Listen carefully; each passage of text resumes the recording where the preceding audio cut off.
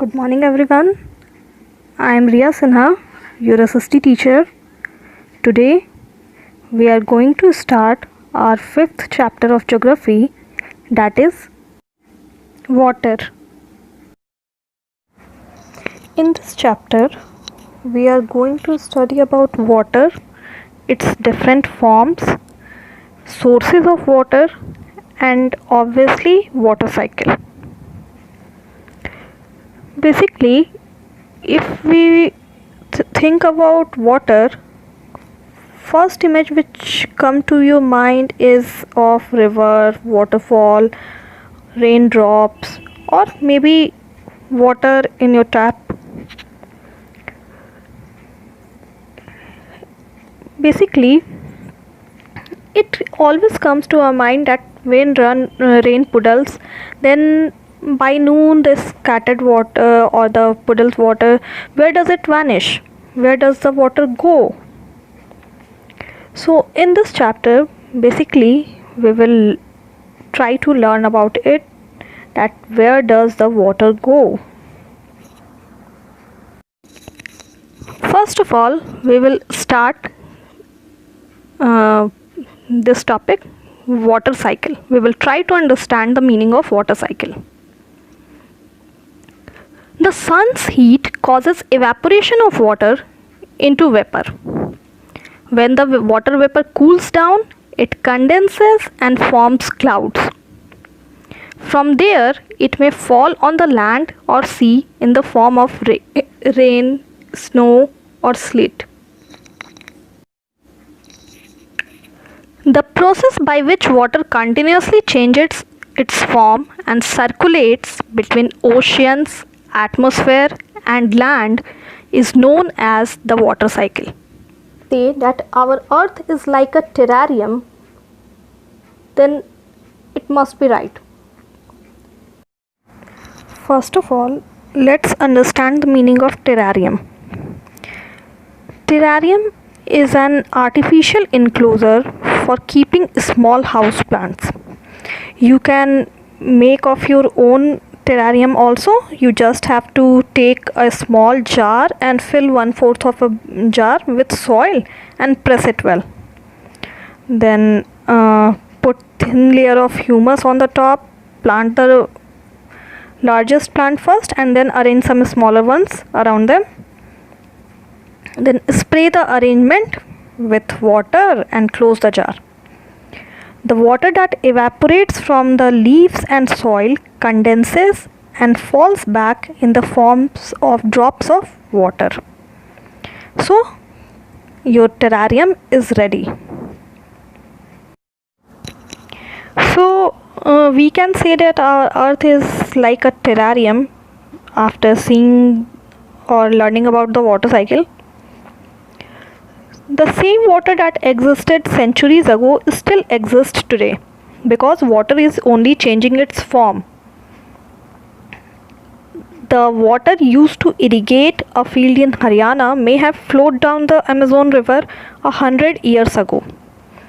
Obviously, it might be possible that the water we are using here in Jharkhand right now, some people or the next generation of our can able to use it in somewhere else, in another place, because water is changing its form. It is vaporizing itself by the heat of the sun, and after that it precipitate in the form of rainfall.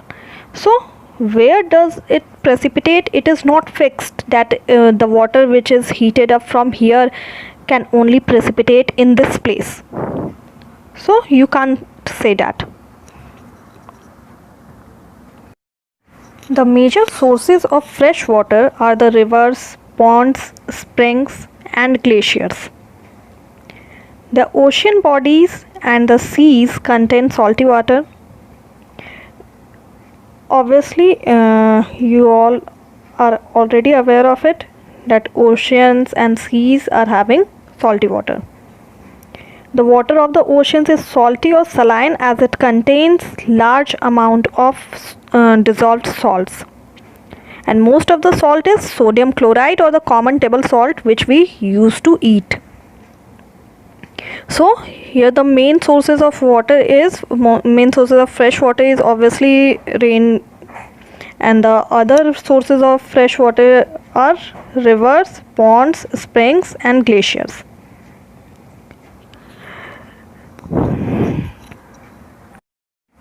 Okay, now let's see about oceans. As we have discussed about ocean, you all know that we are having five major ocean in our world. So let's discuss some more about it. Sea, oceans of the earth. An ocean is a large body of water that is saline or salty water, and 71% of the earth's surface is covered by oceans. The earth is divided into five different oceans. For many years, only four oceans were officially recognized. In 2002, the International Hydrographic Organization established the Southern Ocean.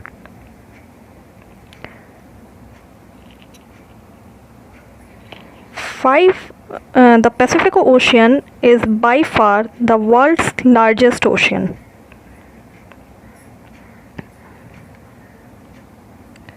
The Atlantic Ocean is the world's second largest ocean.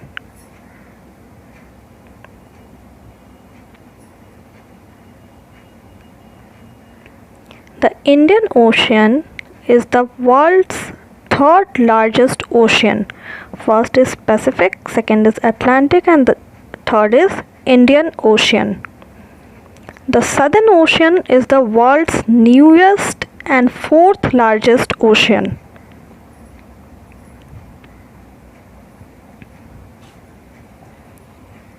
The Arctic Ocean is the world's smallest ocean. First is Pacific, then Atlantic, then Indian, then Southern, and after that Arctic Ocean. So these are five major oceans of the world which you all have to learn. Then we came to know about distribution of water bodies. As we all know that Earth is the planet in which 3/4 part of it is covered by water. So there is more water than land. In Earth, around 71% is water. Among that 71%, ocean water contains 97.3%. Then ice caps 2.0%, groundwater 0.68%, freshwater lakes 0.09%, inland seas and salt lakes 0.09%, atmosphere is having 0.0019% of water which is in the form of water vapor or moisture. The river is having 0.0001% of fresh water. So maximum amount which we are having that is ocean water is saline, so we are not able to use it.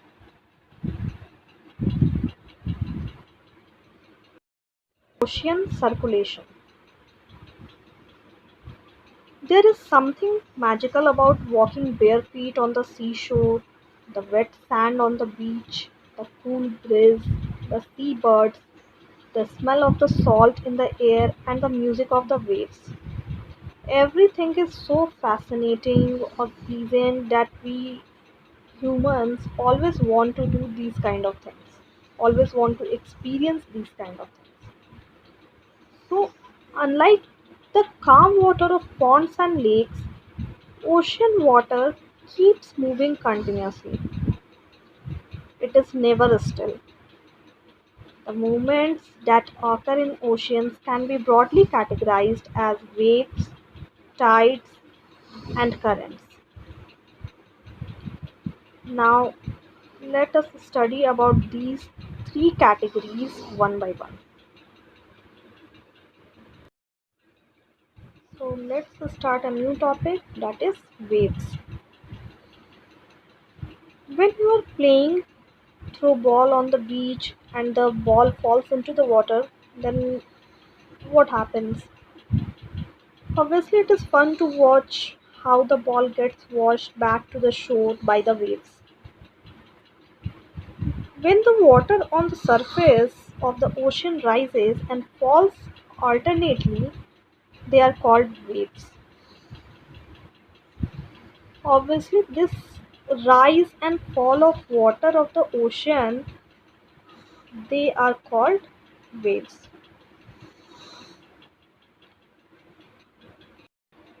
First of all, let us try to understand waves.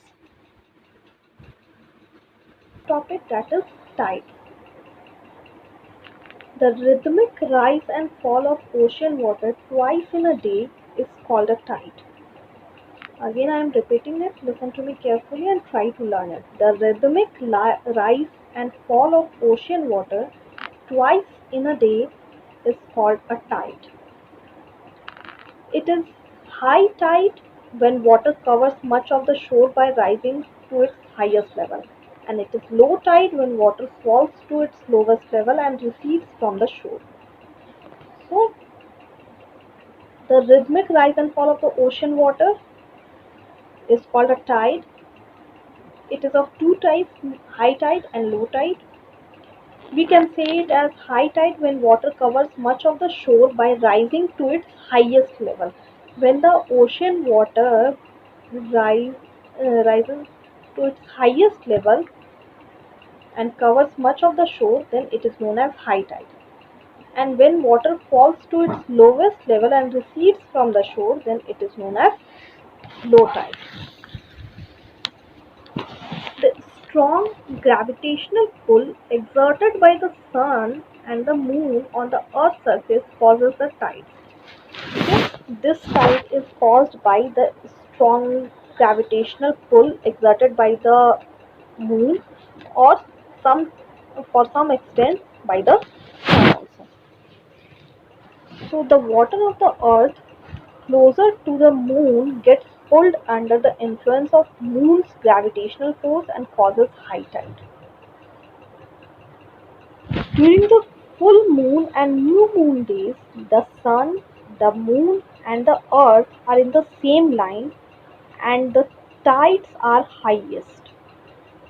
Obviously, because of the gravitational pull of the sun and the moon, because they all are in the same line, so they used to attract ocean waters towards them. So these tides are called spring tides. But when the moon is in its first and last quarter, the ocean waters get drawn in diagonally opposite directions by the gravitational pull of sun and moon, resulting in low tides. And these tides are called neap tides. So high tides help in navigation, obviously, because they raise the water level close to the shores, and this helps the ship to arrive at the harbor more easily. The high tides also help in fishing, and many more fish come closer to the shore during the high tide. So this enables fishermen to get a plentiful catch. The rise and fall of water due to tides is being used to generate electricity in some places. Okay, now we will try to understand this topic in a better way. So let's start it. So now we will discuss about ocean currents. Ocean currents are streams of water flowing constantly on the ocean surface in definite directions. The ocean currents may be warm or cold. So, Ocean currents are streams of water which used to flow constantly on the ocean surface in a definite directions. It may be warm or cold. So generally the warm ocean currents originate near the equator and move towards the poles. The cold ocean currents carry water from polar or higher latitudes to tropical or lower latitudes. The Labrador Ocean current is cold current. The Gulf Stream is a warm current. So now we have discussed the warm ocean currents originate near the equator and move towards the poles, and one of its example is Gulf Stream. And the cold currents carry water from polar or higher latitudes to tropical or lower latitudes, and its example is Labrador Ocean current, which is a cold current. The ocean current influences the temperature conditions of the area. Warm currents bring about warm temperature over land surface, and similar with the cold currents. The areas where the warm and cold currents meet provide the best fishing grounds of the world. Seas around Japan and the eastern coast of North America are such examples, as you can see in the map also. The areas where a warm and cold current meet also experience foggy weather and making it difficult for navigation. So we will try to understand about these ocean currents uh, in a better way. So let's start. Ocean currents. The ocean currents are a horizontal movement of a mass of water in a fairly defined or constant direction over great distance. They are like streams of water flowing in the oceans and in a regular pattern. They can be warm or cold. First of all, warm ocean current, which originate from equatorial area and flow towards polar areas, are known as warm currents. Cold currents, the ocean currents which originate from polar region and flow towards equatorial areas, are the cold currents. The ocean currents originate due to difference in density of seawater, the rotation of the earth, the planetary winds, and the main characteristics of warm currents are the following. The temperature of the coastal areas goes up by warm currents.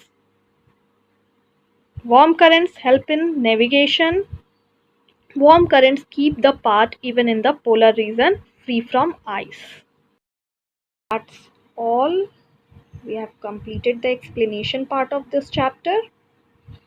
Hope you all understood this chapter very well. Thank you and have a nice day.